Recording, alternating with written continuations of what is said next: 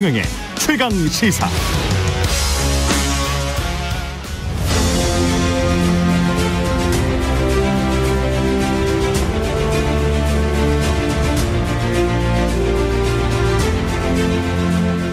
네, 공영방송 50주년 특집 대한민국의 길을 묻다. 오늘은 홍준표 대구시장과 이야기 나눠보겠습니다. 홍준표 시장 전화로 연결돼 있습니다. 안녕하세요, 시장님. 네네.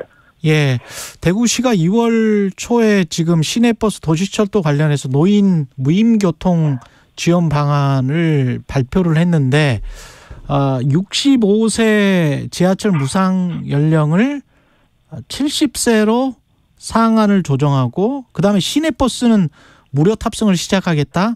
이게 지금 요지인가요? 그렇습니다. 예, 이게 뭐 단계적으로 실시가 됩니까? 단계적으로 협의 결과 이제 노인의 측하고 협의해 본 결과 예.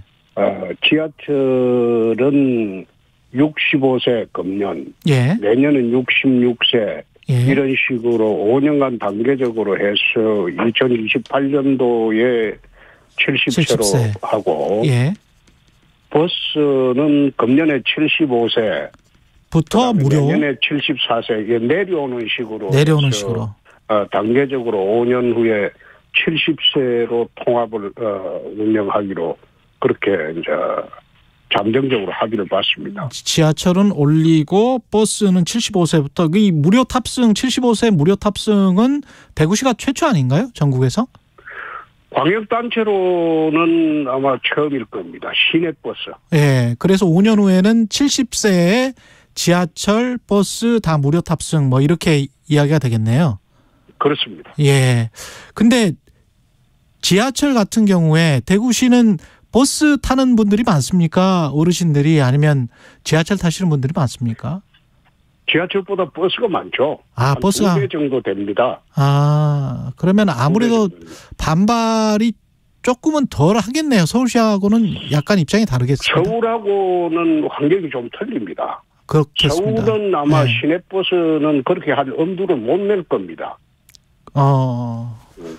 그 지하철도 그렇게 지금 그 운영을 하고 있기는 하지만 서울은 지금 아마 그 국가에서 보조해 달라 그렇죠. 이런 식으로 요청을 하는데 우리는 좀 사정이 틀리기도 하지만은 이미 지난해부터 이 제도를 시행하기 위해서 지하철 특별 감사를 했습니다. 예. 그리고 그 버스도 특별 감사를 했습니다.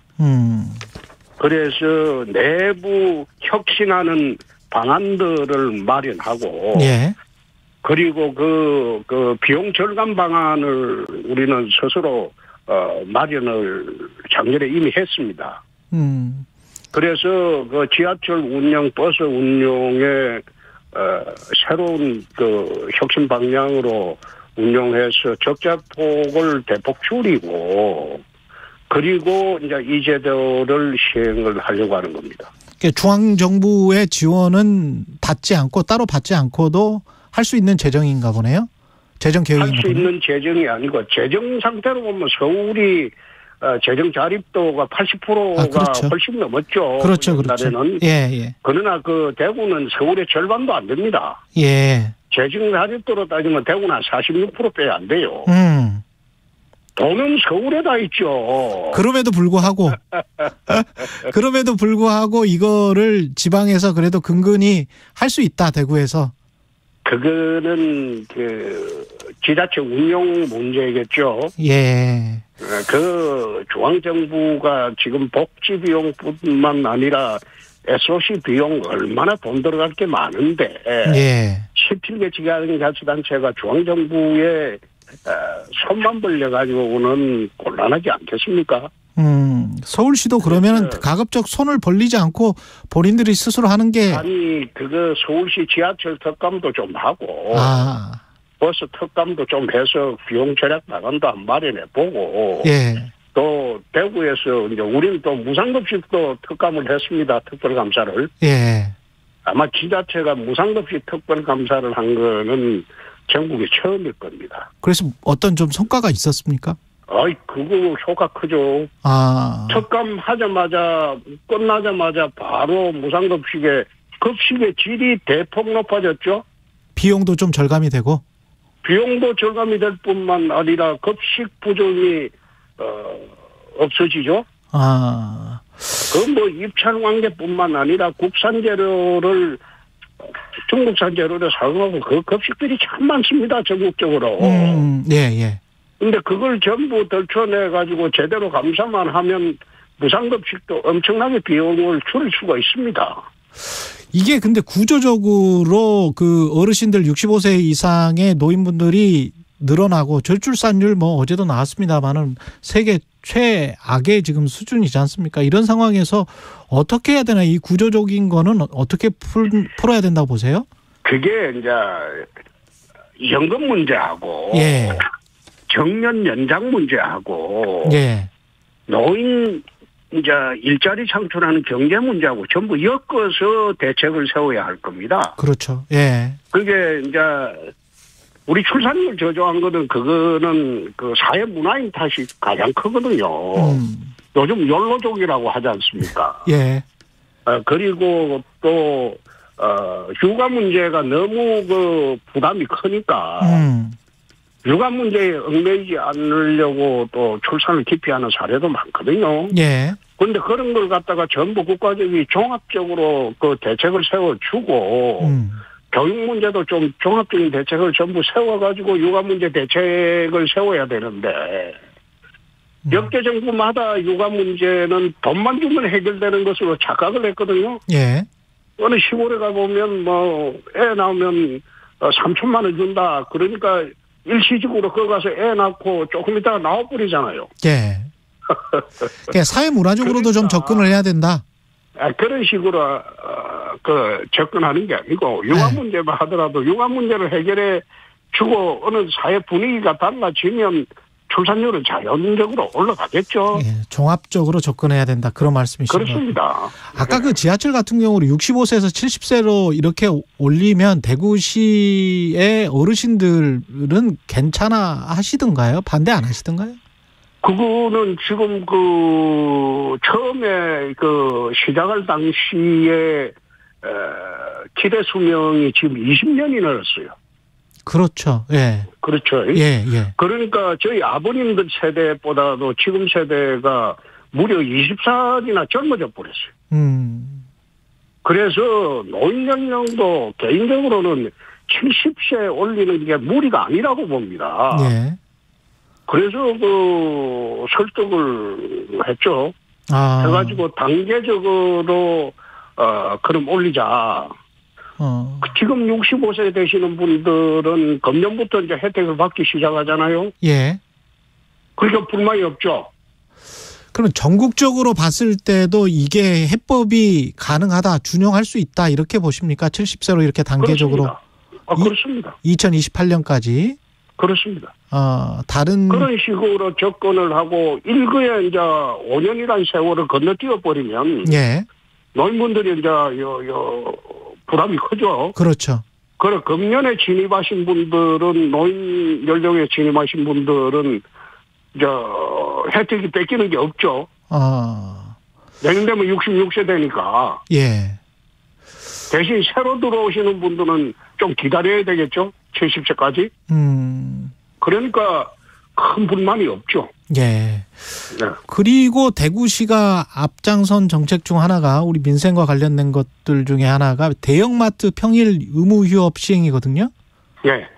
이거는 이해 관계자들이 소비자, 그다음에 공급하는 농어민들도 있을 수가 있겠고, 그다음에 중소상공인들 있겠고, 대형마트 있겠고, 그다음에 대형마트 종사자들 있을 것 같은데 월요일에 휴업을 하는 것을 반대하는 사람들은 아무래도 대형마트 종사자들일 것 같긴 하거든요. 그거는 지금 잘못 생각하고 계시는 게. 그래요?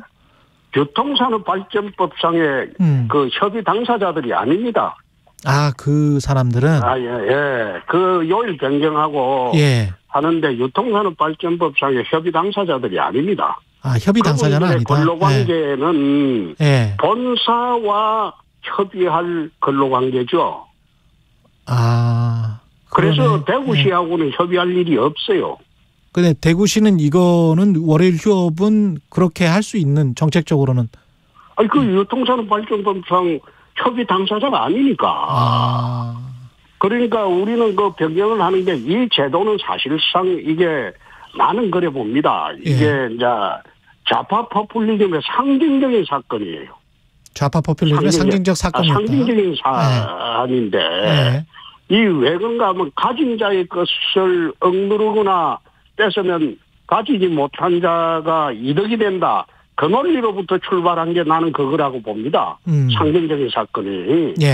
유통산업발전법 그거 하면서 이제 이렇게 휴일 강제 휴무를 해라. 근데 사실상 휴일에 시민들이나 국민들이 제일 쇼핑을 많이 하죠. 이제 달라져가지고 휴일에 시간이 날 때 쇼핑하러 가거든요. 그렇죠, 그렇죠. 근데 그 시간을 갖다가 뺏어버리면 불편한 거는 시민들과 국민들입니다.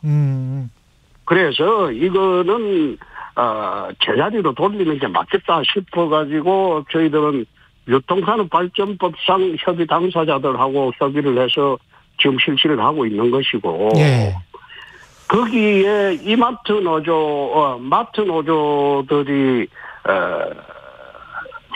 이제 조금 이제 요일이 변경되니까 불편하겠죠. 그거는 마트 노조하고 근로관계는 본사하고 해결을 해야 될 문제죠. 당신들끼리 해결해라. 그렇습니다. 그거는 대구시하고는 상관이 없어요. 무슨 말씀인지 알겠고요. 지금 그 상황이 이런 지금 대구시에서 펼치는 정책들이 전국적으로도 좀 유효할 것 같다 이런 말씀도 하시고 그랬는데 윤석열 대통령이나 중앙정부에 대통령이 대한민국을 좀 이렇게 이끌어갔으면 좋겠다 조언하고 싶은 바는 없으십니까? 그거는 제가 대구시장이 조언하는 거는 좀 검도에 어긋나죠. 어긋납니까? 그거는 지금 보니까 대북정책이나 노조정책은 잘하고 계시던데요. 대북정책이나 노조정책은 잘하고 있다. 그렇습니다. 좀 구체적으로 좀 말씀을 해 주십시오. 사실 그 노조라는 게 대한민국 노조가 합리적인 노조가 있고 강성 노조들이 있는데 강성 노조들이 지배하는 나라가 되면 이 외자들이 들어오질 않습니다. 외자 유치가 힘들다. 그거는 얼마 전에 지금 미국의 앨런 머스크가 기가 팩토리 공장을 한국과 인도네시아 중에 짓겠다고 그래 발표한 적이 있잖아요. 그때 대통령께서도 앨런 머스크한테 전화해서 한국으로 오라고 했는데 그 당시에 내가 기자실에서 그런 말을 한 일이 있습니다. 앨런 머스크는 절대 한국으로 오지 않을 것이다. 왜요? 노조 때문에? 그것은 한국은 강성 금속 노조들이 지배하고 있는 나라이기 때문에 그런 강성 금속 노조가 지배하고 있는 나라에 외투 기업들이 안 들어온다. GM이 들어와서 성공을 했느냐. 그리고 인도의 마힌드라가 쌍용을 인수해서 성공을 했느냐. 다 철수하지 않았느냐 사실상. 그걸 다 보고 기가팩토리 앨런 머스크가 얼마나 투자의 기계라고 하고 야근 사람인데 그걸 한국의 공장을 지으려고 들어오겠느냐. 노동 생산성도 맞지 않다. 그래서 한국은 오지 않을 것이다. 그리고 그 당시에 그 기가팩토리 유치 정부 차원에서 유치하고 전국 지자체에 공문도 내려보내고 했어요. 그래 내가 우리는 공문 제출하지 마라 그랬거든. 그런데 실무진에서 그래도 한번 해볼랍니다. 이래갖고 자기들이 마음대로 제출했는데 근데 그때도 그랬어요. 절대 한국에 오지 않을 것이다. 금속노조가 있는 한 강성노조 금속노조가 있는 한 한국의 외투 기업들이 제조업하러는 들어오지 않을 것이다. 그래서 그런 측면에서 보면 지금 노조 정책의 노조 회계 투명성 확보와 건설 노조 횡포 이거 잡는 거는 참 잘하고 있는 정책이죠. 그렇군요. 근데 제가 반론 차원에서 한 가지만 말씀드리면 까르푸나 월마트도 한국에서 실패했었고 맥도날드도 사실상 전 세계에서 유일하게 2위 업체거든요. 롯데리아가 있기 때문에 그렇기 때문에 한국의 사실은 독과점 대기업들이 상당히 강해요. 모든 산업에서. 그렇기 때문에 외국 자본들도 힘을 못 쓰는 거다. 이런 분석들도 분명히 있거든요. 뭐 그런 측면도 있겠죠. 예. 그거는 어떻게 보면 우리로서는 나쁜 거 아니잖아요. 예. 외국 독과점 업체들이 들어와서 썰어가는 것보다는 우리나라 독과점 업체들이 좀 더 그래도 강하게 지배하고 있는 것이 국민 경제에 더 낫지 않아요? 예. 그런 측면에서는 또 그렇습니다. 근데 이제 뭐 이게 복합적이다 보니까 그리고 정치 현안 제가 한 5분밖에 지금 안 남았는데요.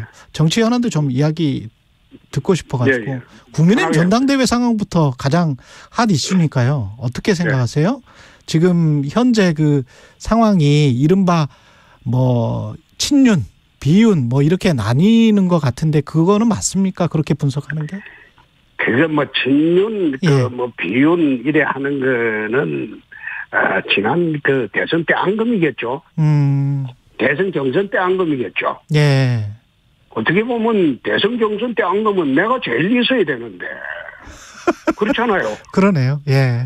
그런데 힘들게 정권 창출을 했는데 그걸 지금 앙금을 갖고 지금 정착하지도 못한 현 정부를 흔들어서 되겠습니까?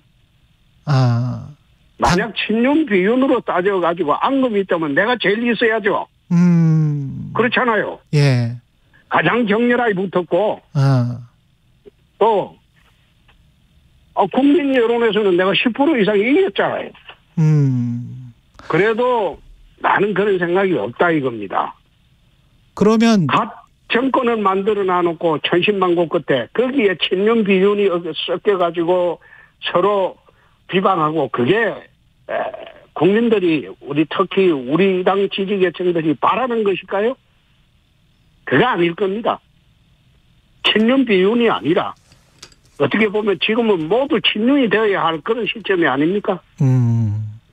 그럼 천하람 후보나 안철수 후보가 좀 흔들고 있다라고 보시는 거예요? 방향을 잘못 설정했다 난 그래 보죠. 두 후보 다? 그렇습니다. 지금 국민 여론에서 그분들이 일시적으로 뜨고 있는 거는 대통령 지지율이 압도적이지 못하기 때문에 그렇습니다. 국민 여론에서 그 사람들을 민심이 이렇다 이렇게 하는 게 아니고 지금 당대표 뽑는데 민심만으로 뽑을 이유가 뭐가 있습니까? 당대표인데 대통령을 상대로 하는 대통령 선거가 아닐 바에는 그건 당심으로 뽑는 것도 나쁘지 않아요.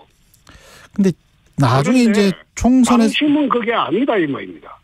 당심은 그게 아니다. 그렇습니다. 대통령의 그 대국민 지지도가 60% 뭐 70%가 안 되기 때문에 그런 현상이 일어나는 거예요. 그러나 당심으로 두고 보면 당의 책임당원들이나 이분들은 천신만고 끝에 5년 만에 정권을 되찾았는데 이 사람들은 지금 똘똘 뭉쳐가지고 윤석열 정부를 도와주자는 게 그 대부분의 생각입니다. 그러니까 지금 말씀하시는 거는 지지율이 오히려 지금 임기 초에 낮기 때문에 당에서 적극적으로 도와주는 당대표가 필요하다 이런 말씀이시네요. 그거 당연한 거 아닙니까? 그렇게 하지 않으면 이 정권이 유지가 되겠습니까? 이 정권은 원래 여의도에 기반이 없어요. 예. 여의도에 기반이 없는 정권이 이번 전당대회를 통해서 여의도에 정권적 기반을 마련하려고 하는 거예요. 아니 감정이 있고 유감이 있으면 내가 제일 있어야 할 사람입니다. 근데 나는 그렇게 생각하지 않아요. 네? 상황이 좀 격화돼서 심평 변호사 뭐 이른바 이제 윤석열 대통령의 멘토라고 나는 거기에는 참 일고의 가치가 없다고 생각하는 게 일고의 가치가 없다. 정계 개편. 윤석열 정부의 멘토라고 주장하는 사람이 어디 한둘입니까? 한둘이 아니다. 멘토가 아니다. 예. 멘토라는 게 뭡니까? 예. 정치적인 경험이 풍부하고, 그리고 국정의 경험이 풍부하고, 그런 분들 중에서 멘토라고 하는데 정치 역량이 일천하고 아무런 정치적 경험이 없는 분들이 멘토라고 자청하는 게 그게 웃기는 이야기죠. 나홀로 멘토죠. 한 가지만 더. 최근에 뭐 페이스북에서 나홀로 멘토다. 페이스북에서 저 유시민 전 장관과 또 정적 제거설 관련해 가지고 이야기를 좀 나누신 것 같은데 이재명 대표에 대한 수사가 정적 제거가 아니다 이렇게 지금 말씀하시는 거잖아요. 정적이라는 게 단임제 대통령 하에서 정적이 어디 있습니까? 선거 끝났으면 그래서 끝난 거지. 그 단임제 대통령이 다시 출마합니까? 정적이라는 게 사실상 없는 거죠. 단임제 대통령은. 그래서 정치 탄압도 아니다. 정치 탄압이 아니고 정치 탄압이라고 보는 것도 난 좀 그래요. 예. 그 사법 절차입니다. 사법 절차일 뿐이다. 아니 우리나라 하면 보세요. 현직 대통령도 탄핵하고 끌어내리고 감옥에 보냈던 나라입니다. 네? 직전 대통령도 감옥에 얼마나 많이 보냈습니까? 전노도 보냈죠. 이명박도 보냈죠. 예. 박근혜도 보냈죠. 박근혜는 대통령은 아예 현직 대통령을 끌어내려 보낸 나라입니다. 그런데 야당 대표가 무슨 큰 의미가 있습니까? 현직 대통령도 그렇게 한 나라예요. 여론으로도 또 그렇게 한 나라예요. 근데 사법 절차가 진행 중인데 그걸 탄압으로만 몰고 가기에는 시대적인 상황이 옛날하고 너무 틀리다. 나는 그래 봅니다. 알겠습니다. 여기까지 듣겠습니다. 고맙습니다, 오늘. 네, 네. 홍준표 대구시장이었습니다.